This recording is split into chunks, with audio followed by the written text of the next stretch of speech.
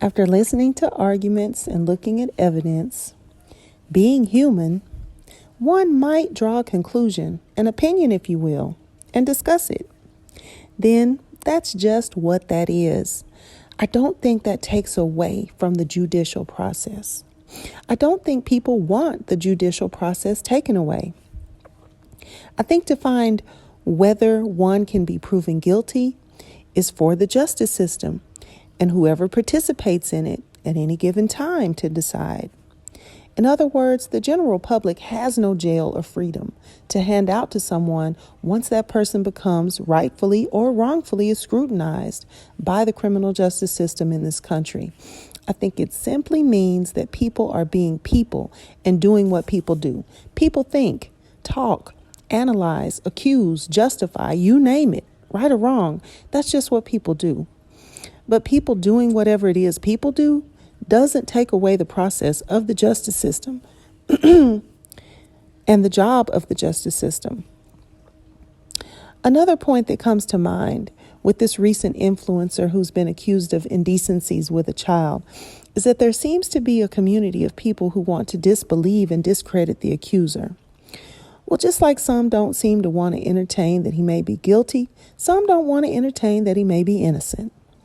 This is a personal conclusion that each person gets to draw in their own mind. From the looks of the current state of events, this is out of every lay person's hands.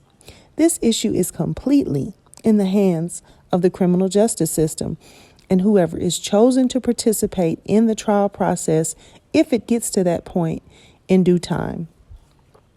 Though you may not care to hear someone's perspective, someone else's opinion, no one has the right, the longitude, or the latitude to tell someone else that they can't have their perspective or their opinion.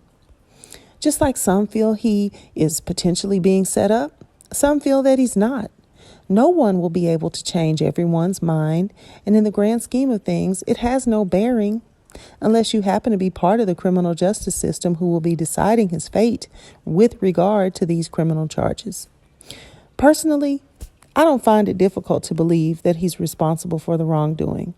But just like everyone else, I say that because I'm coming from my own personal perspective. I'm looking at the facts that have been presented. I've listened to people talk on the subject who know him and know the child's mother.